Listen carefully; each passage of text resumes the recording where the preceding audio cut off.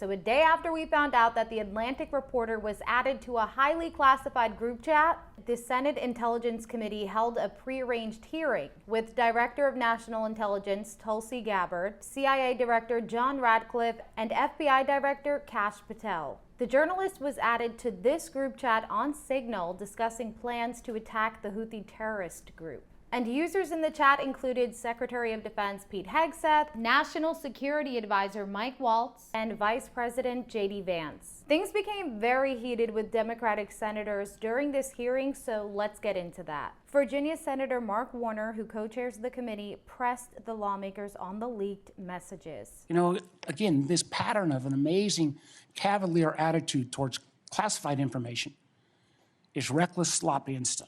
Oregon Senator Ron Wyden called for Gabbard and Hegseth to resign. Obviously reckless, obviously dangerous.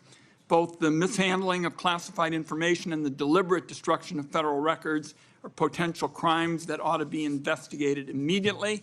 And I want to make clear that I'm of the view that there ought to be resignation, starting with the National Security Advisor and the Secretary of Defense. Gabbard denied classified information was shared in the chat.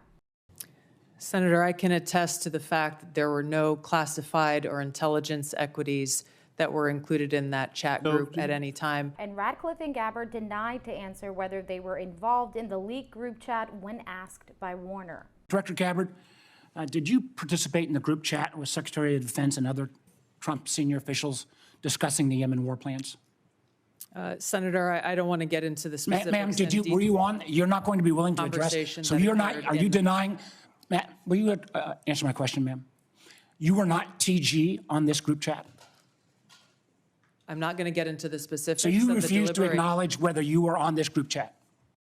Senator, I'm not going to get into the specifics. Why are you, Dr. Radcliffe, were you on the group chat? Senator, I was on a Signal messaging group. So you were the John Radcliffe on that chat? I was. Committee Chairman Tom Cotton didn't address the controversy in his opening statements, but did applaud President Trump for his strikes on Houthis. And he was interrupted by anti-Israeli protesters. Stop funding Israel! Stop funding Israel! So that protester was a code pink lunatic saying the greatest threat to world peace is funding Israel.